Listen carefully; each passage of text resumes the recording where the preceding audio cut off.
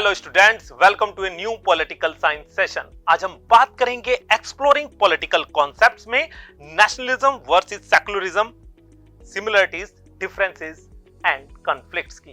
तो आइए शुरुआत करते हैं आज के सेशन की।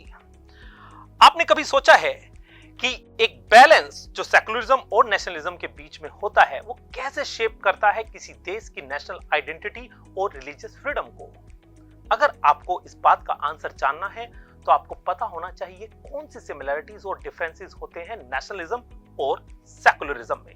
तो आइए सबसे पहले समझते हैं वो कौन सी सिमिलरिटीज हैं सेकुलरिज्म और नेशनलिज्म में जो शेप करती हैं किसी देश के रिलीजियस फ्रीडम को और नेशनल आइडेंटिटी को। तो सबसे पहले बात करते हैं क्या इंपैक्ट पड़ता है किसी देश की आइडेंटिटी पर इन दोनों कॉन्सेप्ट्स का। तो हम देखते हैं कि ये दोनों ही कॉन्सेप्ट्स नेशनलिज्म और सेकुलरिज्म शेप करती हैं किसी भी नेशन की आइडेंटिटी को। नेशनलिज्म जहां फोस्टर करती है एक शेयर्ड नेशनल आइडेंटिटी को, वहीं पर सेकुलरिज्म जो है वो एक इंक्लूसिव आइडेंटिटी को एस्टेब्लिश करती है, क्योंकि वो बात करती है बियॉन्ड द रिलीजियस आइडेंटिटी के, यानी कि किसी एक व्यक्ति की अपनी रिलीजियस आइडेंटिटी से ऊपर उसकी एक नेशनल आइडेंटिटी हो। जैसे इंडिया में हम हिंदू, मुस्लिम, सिख, ईसाई से ऊपर एक इंडियन है। तो आइए देखते हैं कि डिजायर फॉर ऑटोनॉमी पर इन दोनों कॉन्सेप्ट्स का क्या असर होता है, क्या सिमिलरिटीज हैं। तो इसमें अगर हम बात करें तो ये दोनों कॉन्सेप्ट्स ड्राइव करती हैं मूवमेंट्स फॉर ऑटोनॉमी और इंडिपेंडेंस के लिए। ऐसा हमने बांग्लादेश में भी देखा 1971 में कि सेकुलरिज्म और नेशनलिज्म ने वहां पर एक बढ़ावा दिया वहां के लोगों के लिए ऑटोनॉमी का, या फिर अपने एक अलग लिबरल देश के लिए, यानी कि एक इंडिपेंडेंट बांग्लादेश के लिए। अगर हम बात करें तो नेशनलिज्म जहां बात करता है सेल्फ गवर्नेंस की, इंडिपेंडेंस की, वहीं पर सेकुलरिज्म बात करता है ऑटोनॉमी की, रिलीजियस इन्फ्लुएंस से ऊपर। तो ये दोनों ही कॉन्सेप्ट्स डिजायर फॉर ऑटोनॉमी के लिए बेहद इंपॉर्टेंट हैं और दोनों ही लगभग सिमिलर प्रभाव रखती हैं। आइए देखते हैं सिटीजनशिप के ऊपर आखिर क्या प्रभाव पड़ता है सेकुलरिज्म और नेशनलिज्म का। तो ये दोनों ही जो कॉन्सेप्ट्स हैं ये इक्वल सिटीजनशिप के ऊपर जोर देती हैं। दोनों ही आइडियोलॉजी इक्वल सिटीजनशिप के ऊपर जोर देते हुए किसी भी रिलीजन और एथनिसिटी को एक तरफ रखती हैं, यानी कि उनसे ऊपर वहां के लोगों के लिए सिटीजनशिप होगी कि वो सेकुलर और नेशनल आधार पर हो, रेदर देन कि वहां की एक एथनिक होने के नाते या फिर किसी पर्टिकुलर रिलीजन के होने के नाते। हम देखते हैं कि ये एक इंक्लूसिव सोसाइटी में काफी प्रोफाउंड और वाइटल रोल अदा करती हैं दोनों ही कॉन्सेप्ट्स, क्योंकि ये इक्वालिटी पर जोर देती हैं और रूल ऑफ लॉ पर भी जोर देती हैं। आइए अब डिफरेंसेस के बारे में बात करते हैं। तो अगर हम देखें कि नेशनलिज्म कहां पर फोकस करता है ज्यादा, नेशन के ऊपर, सेकुलरिज्म कहां पर फोकस करता है, रिलीजन के ऊपर। देखते हैं कैसे। नेशनलिज्म जो है वो नेशनल आइडेंटिटी जो है वो लैंग्वेज, कल्चर एंड हिस्ट्री के आधार पर एस्टेब्लिश करने की कोशिश करता है। तो उसका जो फोकस पॉइंट है वो नेशन है। On the other hand secularism जो है वो बेसिकली बात करता है एक सेपरेशन की, रिलीजन और गवर्नेंस के बीच में।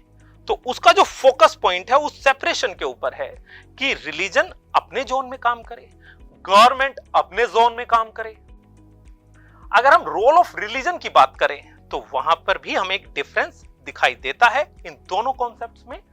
नेशनलिज्म जहां पर है वो बात करती है कि स्पेसिफिक रिलीजियस ग्रुप जो है उनके साथ उसका एक अलाइनमेंट हो सकता है, उसको लेकर वो नेशनलिस्ट मूवमेंट चला सकती है, नेशनलिज्म की विचारधारा को बढ़ावा दे सकती है। जहां सेकुलरिज्म है वो बात करती है कि नॉन रिलीजियस गवर्नमेंट स्ट्रक्चर हो। तो समझिए, ध्यान से देखिए कि एक सीधा डिफरेंस दिखाई देता है हमें। नेशनलिज्म में हो सकता है कि एक स्पेसिफिक रिलीजियस ग्रुप के साथ नेशनलिस्ट मूवमेंट हो, नेशनलिज्म आगे बढ़े, लेकिन secularism non religious government structure की ही बात करता है।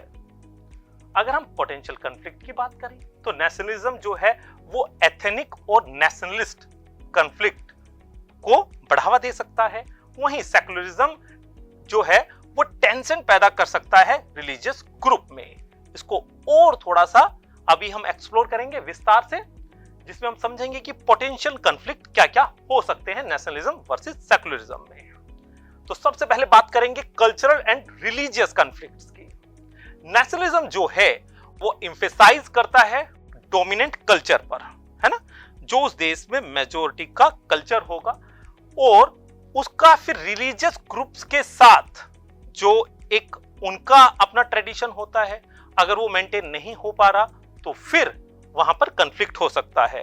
एक मेजॉरिटी का अगर रिलीजन है और माइनॉरिटी रिलीजन है तो हो सकता है कि नेशनलिज्म जो है वो वहां पर उन दोनों के बीच में डिफरेंसेस पैदा कर दे और आगे चलकर उनमें क्लैश हो जाए।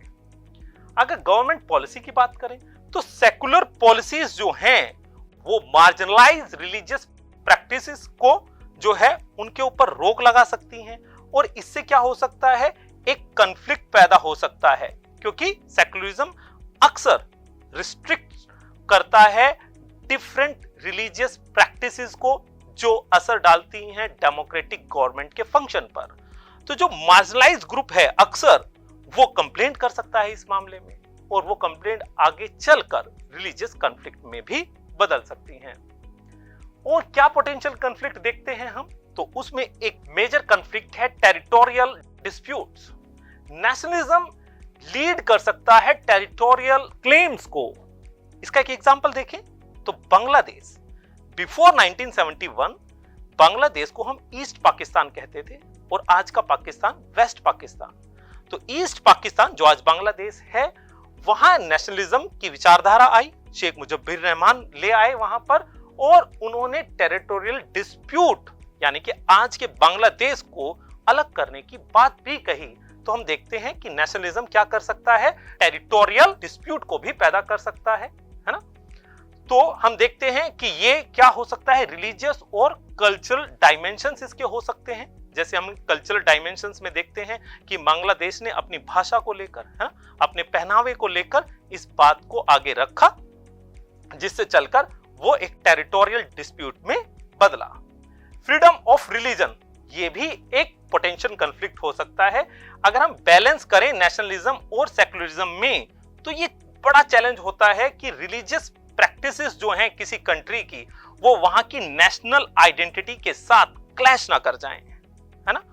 तो नेशनलिज्म को और सेकुलरिज्म को बैलेंस करना एक बहुत बड़ा चैलेंज होता है अक्सर।